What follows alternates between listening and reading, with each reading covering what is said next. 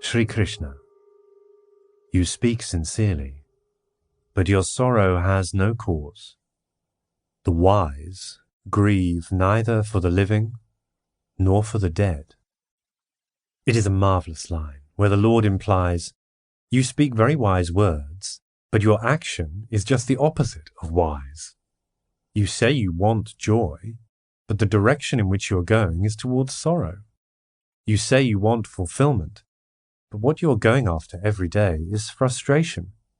Sri Krishna is now implying all this to Arjuna by pointing out that the way he uses words is one thing, but the way he lives is another.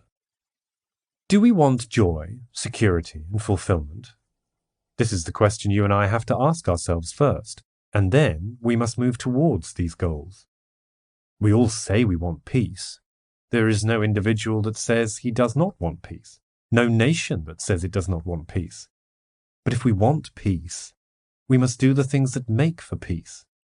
If we do the things that make for war, only war will come. Bismarck, the Iron Chancellor of Germany, used to say, I do not want war. I only want victory. On the individual level too, we are tempted to say, I don't want to fight with my parents, but I want to have my way. I don't want to have any conflict with my partner, but I want to have my way. In answer to statements like these, Sri Ramakrishna would say in a childlike outburst, if you want to go east, you mustn't go west. It is not enough if we talk about peace. We must work for it. Even today, after more than 2,000 years of recorded history scarred by frequent wars, all the countries on the face of the earth say they long for peace, but keep producing armaments, keep suspecting other countries. The Lord of Love therefore asks you and me through Arjuna, if you want peace, why don't you work for peace? In the second line, the Lord, in strong words, gives us the secret of our nature. Arjuna has been talking about death, saying that he does not want to be killed, that he does not want to kill. But Sri Krishna reminds him that it is only the body which is born and which dies. You and I were never born, nor will we ever die, because our real self is not limited by our physical body. We are spirit, eternal, infinite, and immutable. This is the great discovery we make in the climax of meditation, that we are not the body, senses, mind, or intellect, but supreme spirit. When Sri Ramana Maharshi's body was about to be resolved back into the 5 elements at the time of his death in 1950, all India wept for him, saying, You are leaving us, you are going away. His simple reply was, Where can I go? I am everywhere. How can I leave you? This is the supreme experience of unity that comes to us in Samadhi.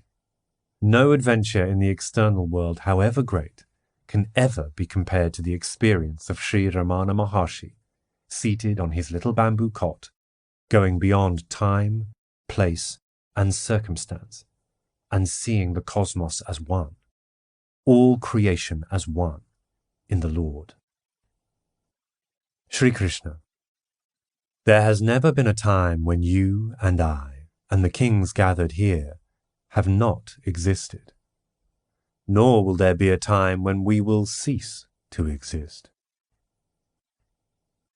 We are now getting into one of the central themes of the Gita. Looking at Arjuna compassionately, the Lord tells him, You have always been. You will always be. This is the realization we have to make in life, that we are immortal, that we have everlasting life. Jesus, in the Christian scriptures, often says, I have come to bring you everlasting life. It is into this experiential discovery that we shall move in the course of our meditation. As our meditation deepens, we shall find we are delivered from time into the eternal now. One of the ways to test our progress on the spiritual path is to see how much we are able to free ourselves from the oppressive pressure of time. The clock is the most eloquent symbol of the tyranny of time. I sometimes speculate that before long we may be wearing watches with only one hand, showing a second divided into 60 sub-seconds. When we make an appointment, we will say, come at 2 seconds and 39 subseconds after 2:30. This is the direction in which we are moving as we become more and more conscious of time. I notice that if at a traffic signal the automobile in front delays 10 seconds, immediately the other drivers begin using the horn. I always ask, what is the harm if that person repeats the mantram for 10 seconds and gives us all a chance to slow down? The constant craze for going faster, faster, faster throws us more and more into consciousness of time. And curiously enough, when we are oppressed by time, we make many mistakes.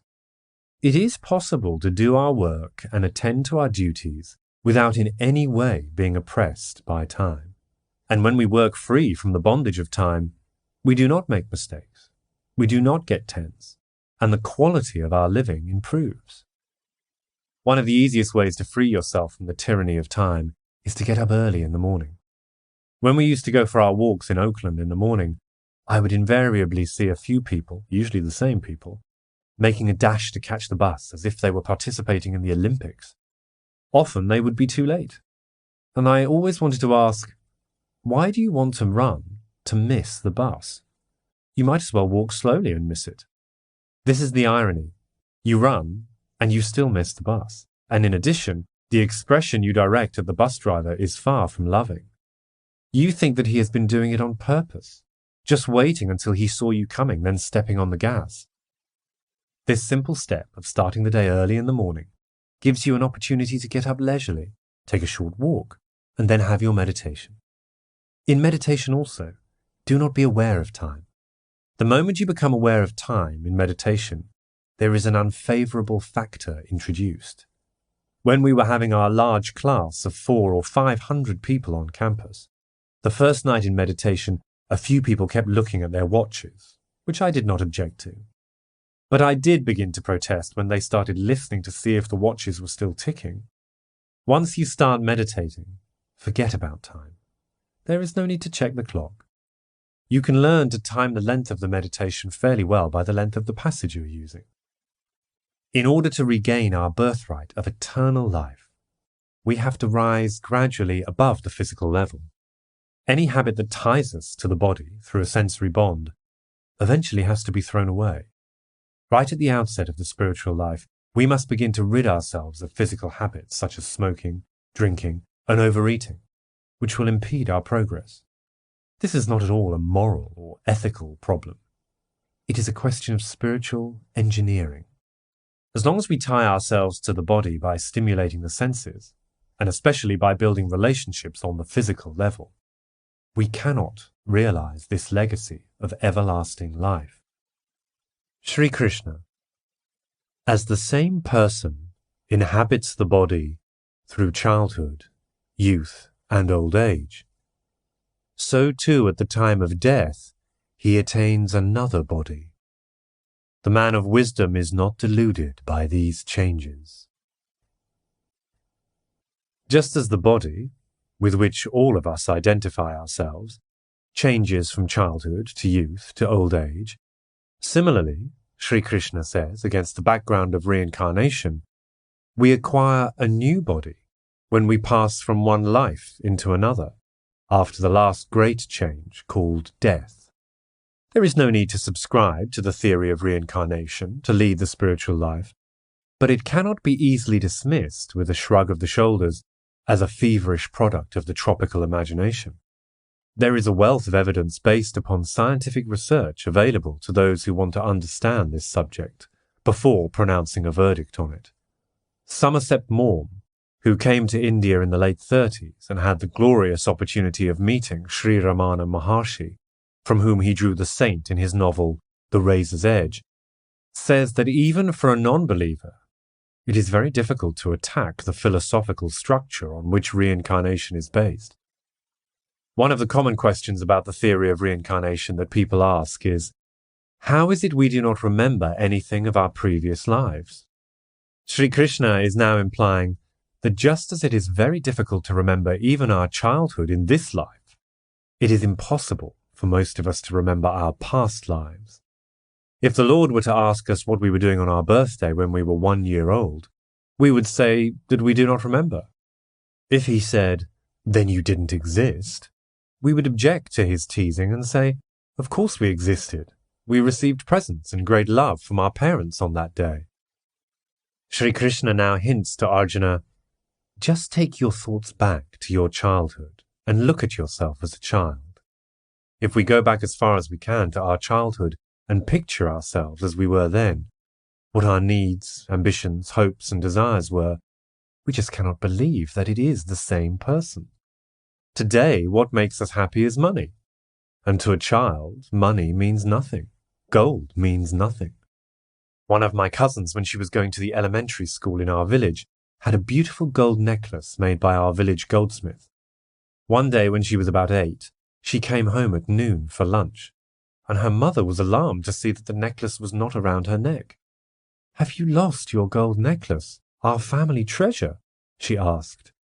And the little girl smiled and said, "No, Mommy, I haven't lost it. I traded it for a mango." Somebody had offered her a mango, which was much more important, much more enjoyable, and she had just given the necklace away. In these verses, we are being led gradually to the question of death. I think it is Dr. Carl Jung who tells us that in the deep consciousness of most people, there is a great fear of death, even among those who say they want to die. One of the most beneficial effects of meditation is that, as our meditation deepens, we gradually lose our fear of death. This is the proof that we are rising above physical consciousness.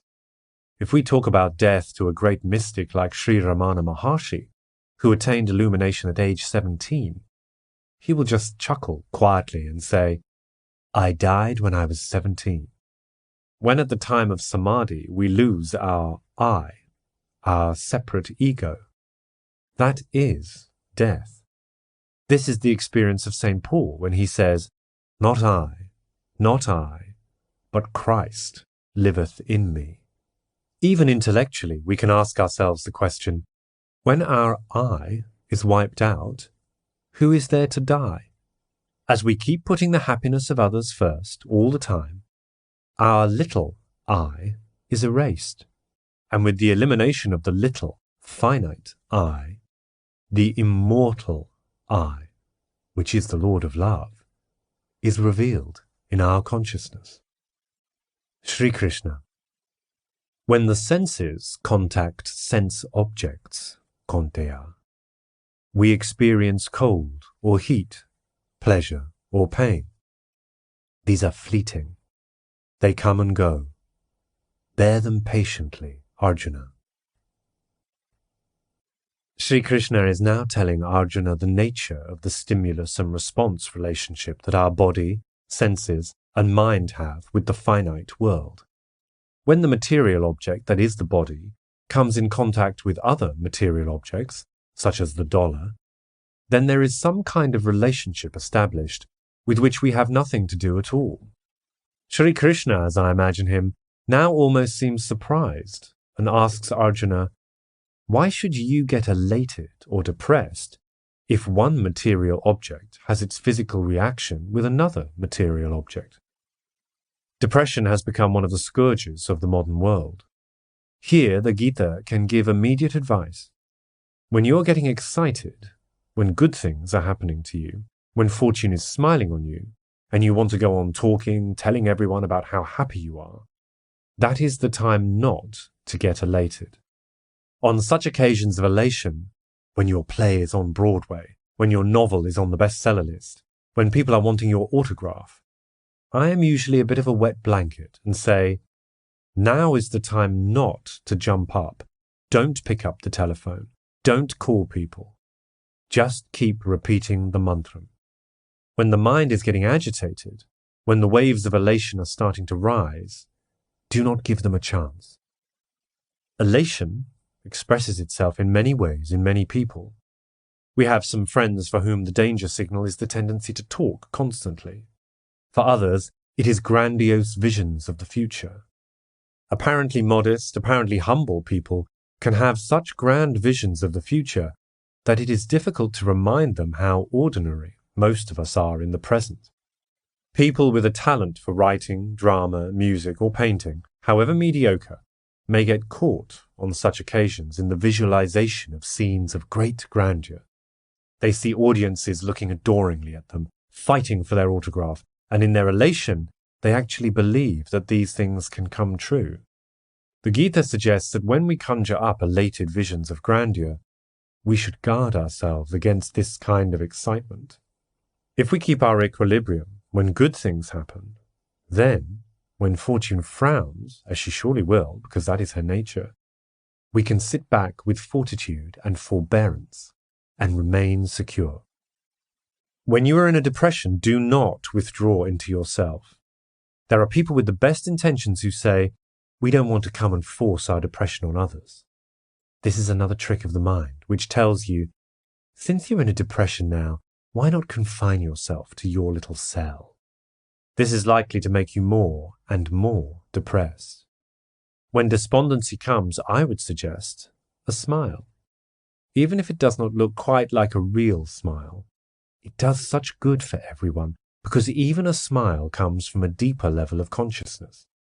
If you can at least repeat the mantra and smile, the great process of relaxation begins. Not allowing ourselves to get elated is neither callousness nor passivity. It leads us into a deeper level of awareness where we find we are completely secure and joyful. Anything that tends to make us elated is inevitably going to throw us into depression. And one of my grievances against psychedelic drugs is the very deceptive state of euphoria into which they lead us. In order to guard ourselves against elation and the following state of deprivation, we cannot allow our senses to be stimulated unduly. In the language of the Gita, not only elation and depression, not only pleasure and pain, but everything in life is a duality. And in order to attain samadhi, one of the magnificent disciplines taught by Sri Krishna is evenness of mind. He will say, Samatvam yoga uchyate. Yoga is evenness of mind. Sri Krishna. The person who is unaffected by these, who is the same in pleasure and pain, is truly wise and fit for immortality. Assert your strength to realize this, Arjuna. The Lord of Love begins to tell us how we can prepare ourselves for reclaiming our birthright of everlasting life. In the scriptures of all religions, this promise of eternal life is given. But people usually understand it only as a very inspiring metaphor, not to be taken with scientific gravity.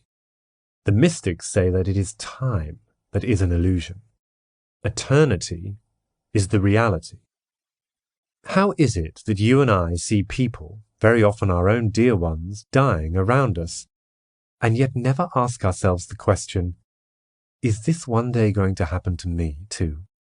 Is there no way by which I can transcend death? In my beautiful village in Kerala state, whenever a death took place, which is not infrequent in a poor country like India, my grandmother would always insist that I accompany her to the scene of sorrow, even when I was still an impressionable and sensitive child. As I sat by the side of dying people while my grandmother held their hand, it used to torture me. Even in my dreams, I long remembered the sight of all this agony I witnessed during the days when I was growing up at my granny's feet. Later on, when through her blessing I began to turn inwards, I realized why she had taken me to those scenes of great bereavement. It was to make me ask if there were any way to transcend death. Her grace enabled me to know that in the midst of life I am in death, and it made me want above everything else to go beyond death, to attain immortality in this very life. As my meditation deepened, I was able to harness even the fear of death, turning it into power to help me to overcome death. As I began to recall the words of my spiritual teacher, it began to dawn upon me for the first time that we are not mortal. When Einstein was asked how he discovered the law of relativity, he said that it was by questioning an axiom accepted by all the world. And the scriptures say the stage will come in your meditation when you will begin to question whether death is inevitable. This is not an intellectual question at all, but an experience in which some lurking suspicion comes into your consciousness and whispers that you are not mortal. Once you hear that, there is great hope and a great desire to turn your back upon all lesser desires so that you can use all your capacity to make the supreme discovery that you are eternal. In every religion, the great founders will promise us everlasting life. In the Bhagavad Gita, it is enunciated in very clear terms. The Gita says that as long as we identify ourselves obsessively with our body, we will keep falling into the jaws of death. In meditation, we can very skillfully minimize this obsessive identification with the body. On many levels, in many ways, we can practice the spiritual disciplines which will gradually lift us above physical consciousness, giving us a continuing sense of freedom and a continuing sense of progress on the spiritual path. Sri Krishna. The impermanent has no reality. Reality lies in the eternal. Those who have seen the boundary between these two have attained the end of all knowledge. The main difficulty with Arjuna, as with all of us, is that he looks upon himself as the body, as the biochemical mechanism with which all of us identify ourselves. Sri Krishna is trying to help Arjuna break through this wrong identification, to remind him that he is not the perishable body, which is only the house in which he dwells. He is the imperishable Atman. In this verse, Lord Krishna distinguishes between what is real and what is unreal. With the far-reaching spiritual penetration of the Sanskrit scriptures, the Gita says that whatever perishes is not real. Whatever exists in reality exists always. That which comes into being today and passes away 100 years from now cannot truly be said to exist. In this sense, the body, which is conditioned by time, is unreal. Mahatma Gandhi, who studied Sanskrit while in jail, pointed out that the Sanskrit word sat has two meanings. The first is truth. The second is that which is. When asked for a definition of God, Gandhi said, "Truth is God. God alone is, and nothing else exists." During the campaign to free India of British domination, he told the oppressed millions of India that evil has no existence in itself. We support evil, therefore it exists. But if we withdraw our support, it ceases to exist. In the example of his own life, Gandhi applied this truth on the practical level in his campaigns of non-violent resistance against British exploitation. Those who see the supreme truth, the Lord, in their own consciousness, says Sri Krishna, know that that which is not real has no existence, and that which is real has no non-existence. Arjuna just gets confused. He looks at his body. He looks at Sri Krishna's body. He looks at Sri Krishna's peacock feather, and he just cannot believe that all this is an optical illusion. This is why the Lord limits the vision of the unreality of the passing phenomenal world only to the great mystics, who have realized that beneath the apparent, impermanent world, the world of separate fragments, there lies the changeless reality called God. But this vision does not apply to the vast majority of human beings. As long as we believe we are a separate fragment, as long as we identify ourselves with our body, we have to deal with the phenomenal world, which is very real to us. I am real. Every one of us is real. Even after we realize the truth that all life is one, we can continue the activities of the workaday world, establishing personal relationships with loving artistry. We learn to show our love to each individual in the way that is most correct for that special relationship, though never forgetting the underlying unity of all.